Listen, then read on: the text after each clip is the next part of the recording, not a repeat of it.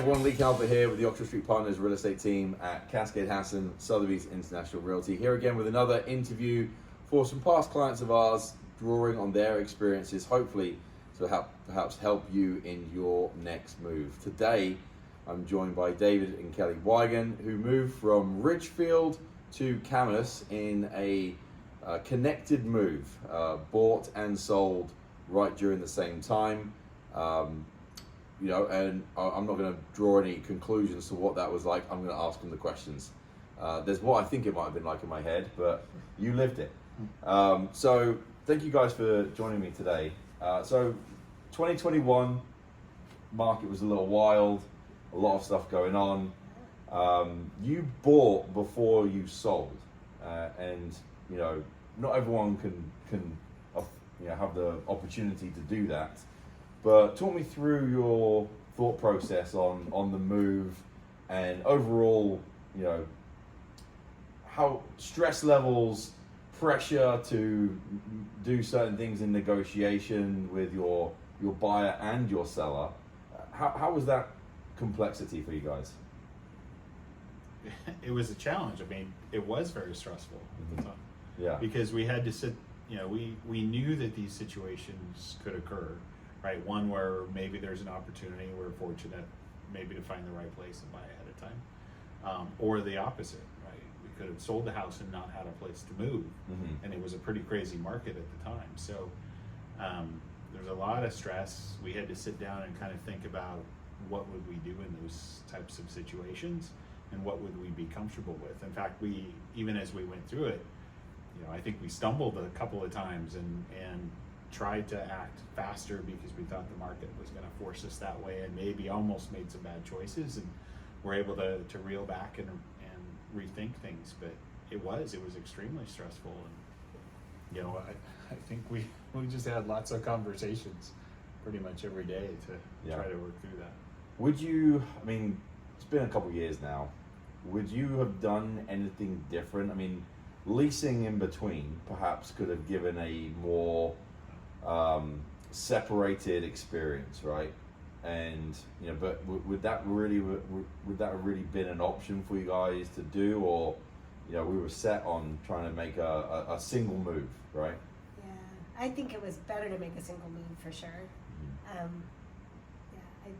think we were lucky it all worked out. That I got it worked the way it was meant to be, I guess. It was like a really hot market, and so I think there was an assumption that our house was going to sell super quick, and that made us feel like, we need to find another house super quick. And actually, we had almost got another house, and then decided against that one, and, and that was kind of stressful, and we lost our escrow money, and that was a hard process. And I think we made that decision because we felt like that pressure that our house is going to sell in a weekend, and we won't have a place to live, Right. But really, we ended up with the house that I think was the right one for us. Yeah. And you were really instrumental in that. You kind of helped sell our house and find a new one, and it all worked out. Well, we've always found that time and time again we always find that everything kind of happens for a reason. Yeah. And it's just a funny way that it always seems to work out that way. We don't know the story until we get to the end. Right. Now you were on the market before Harvey and I listed your house.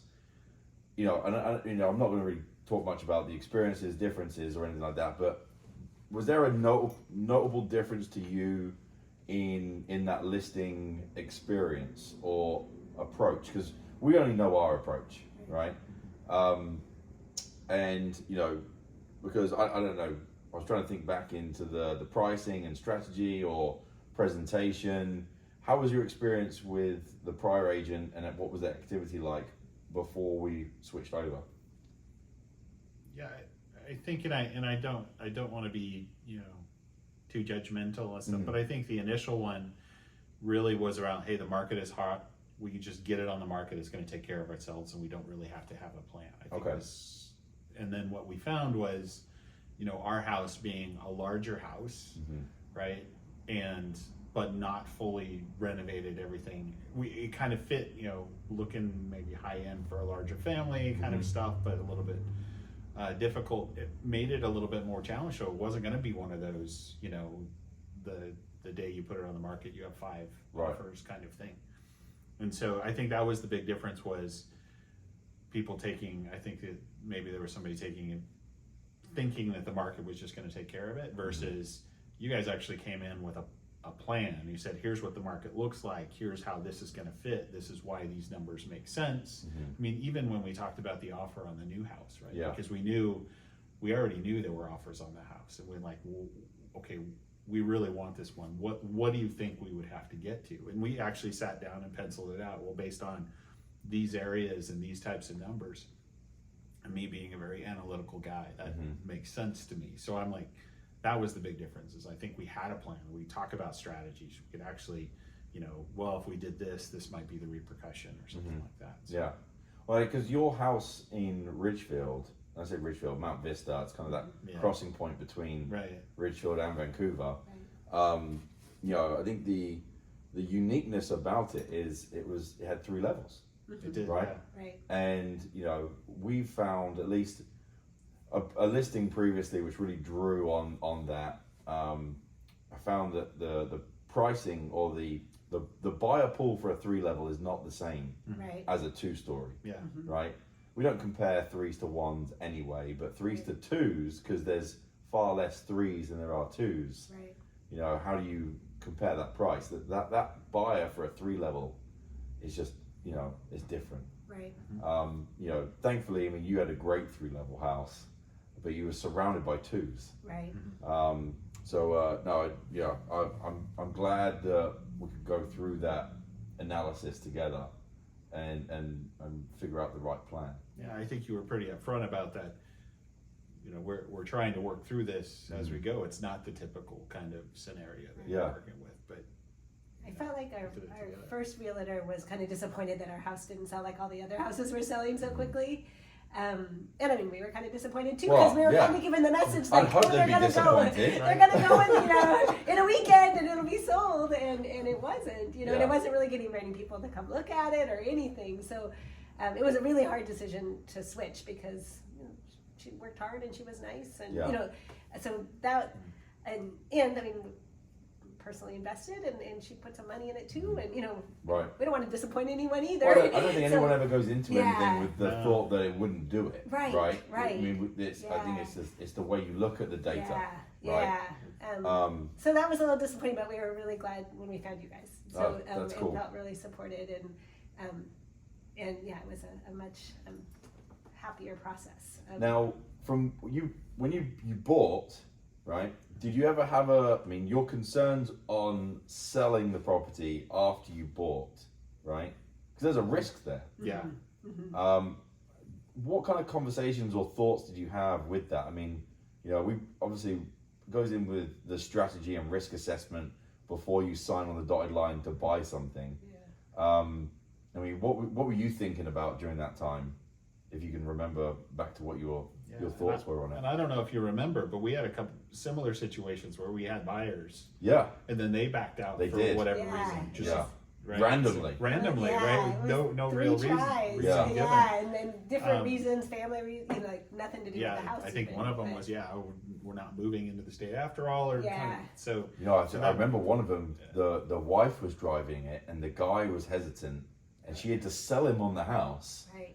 And then in the end, he was like, "I don't want to buy it," and just randomly just left. Yeah. Yeah, so I met, and especially in that kind of hot market, I think people are put in, like I said, we were put ourselves in that position and stuff too. So it's hard. And so when we did a risk assessment about it, we thought about, okay, we were banking on, okay, we do think that there is, the market is going to pick this up, but we had to have a thought about, okay, if we're going to go ahead and invest in this new house, how long do we think we can go realistically to, and kind of set that money aside. So we were thinking, okay, let's buy ourselves an extra 3 months or something like that, and we'll set that money aside. Now, not everybody's able to do that. We were fortunate enough to be able to do that, but it was, we had to have a real weighted risk conversation about, do we want to take that chance or not? Right. Because even if you get a buyer, that's 30 days.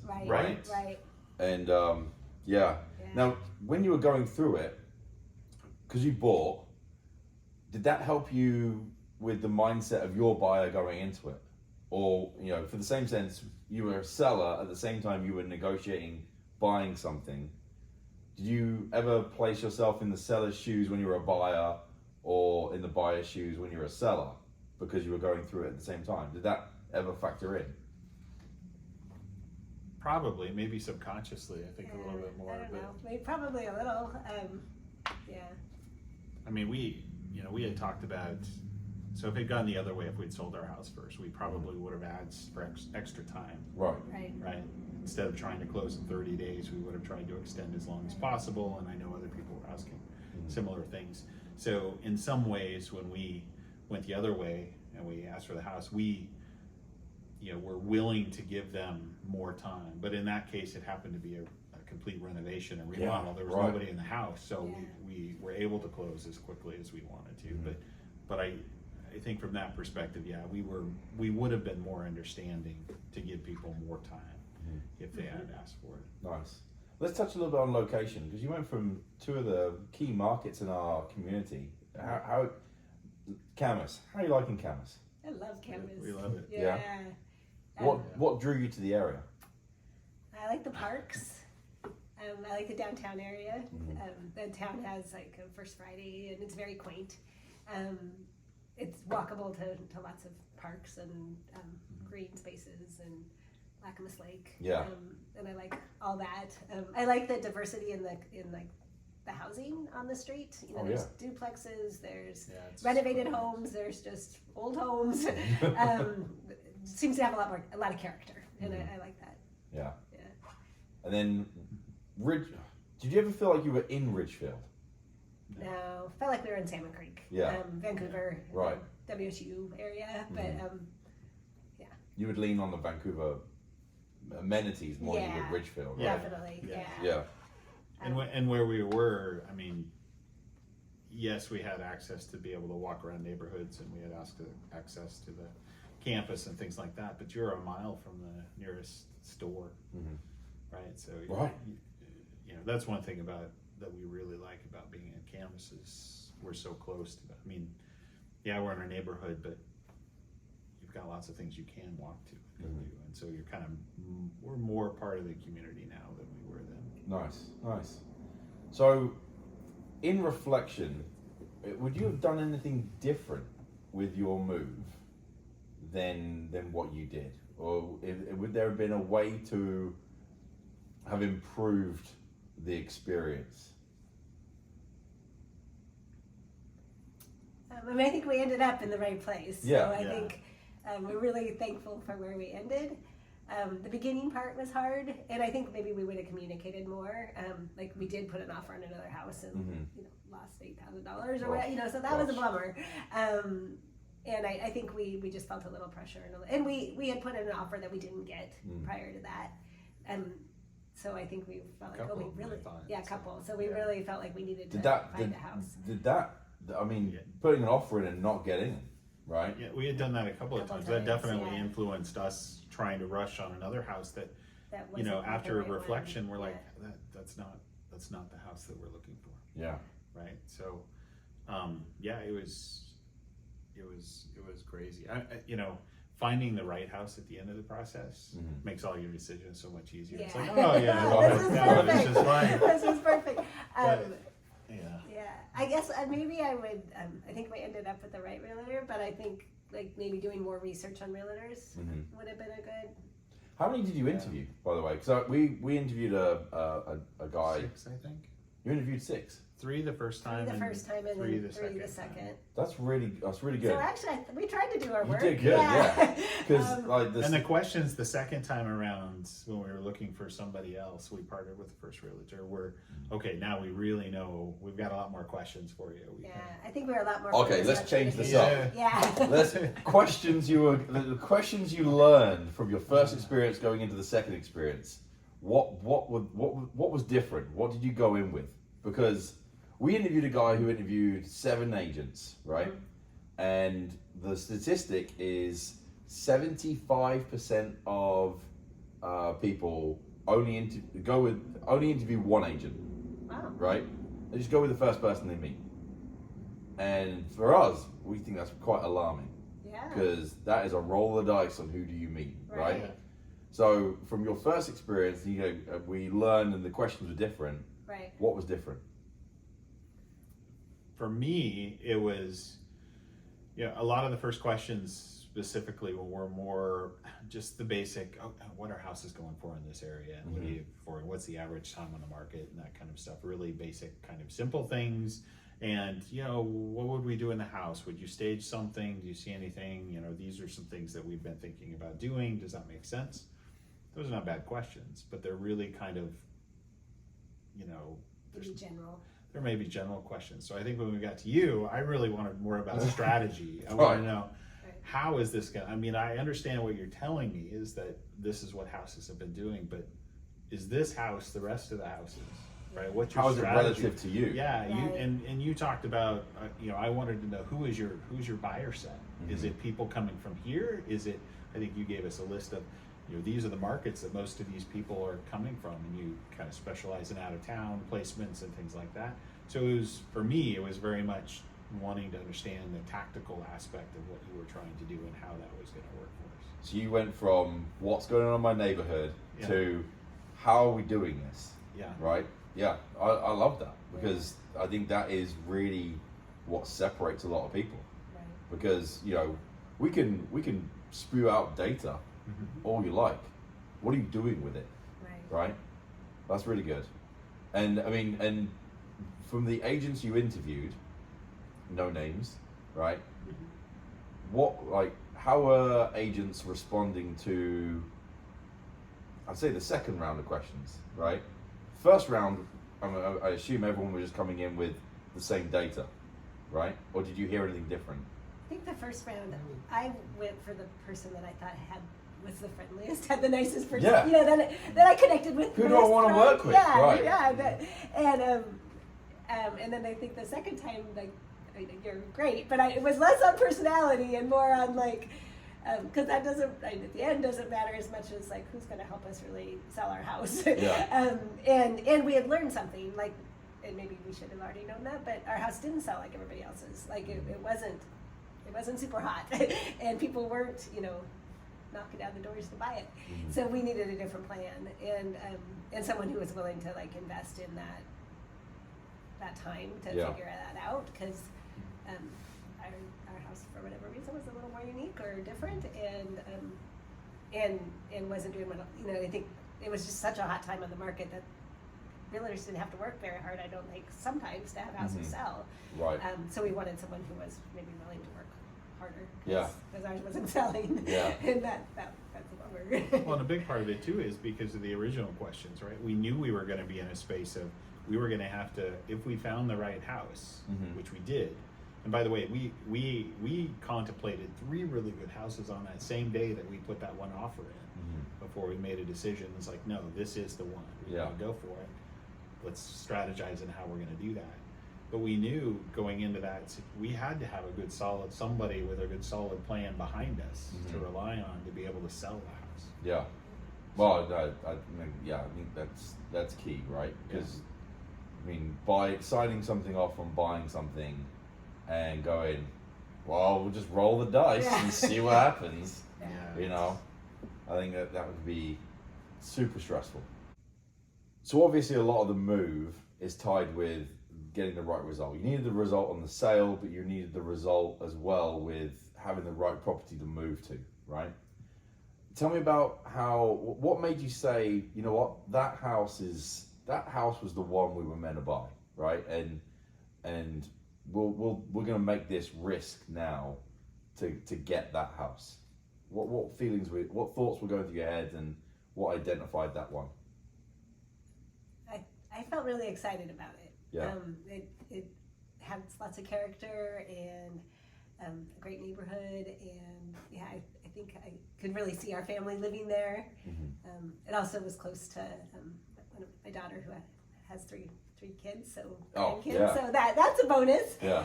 They ended up moving later, but I think it just felt like the right place. Yeah. Yeah. When you came out of the building, what were you feeling? excited. Excited Yeah, about it? like- She was grinning from ear to ear, Yeah. so her excitement in the house, it brings excitement Yeah. to Now me because that was an important thing, and it had character that we were looking for. Mhm. Now you mentioned that you were looking at 3 places. Right. That same. Was there day. something about that one that said, you know what, that just makes way more sense for us than these 2? I think we really like the community too. Yeah. So I think we really like the downtown Camas area. So, Mhm. and the parks. So like that it was close to like a coffee shop Yeah. and hike through the woods. Both of those things were kind of a cool bonus. Nice.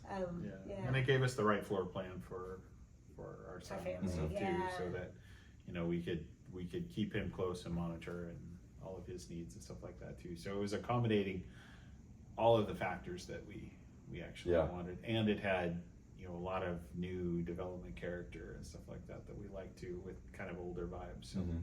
Excellent. So we'll wrap it up with kind of what we do with each one right now.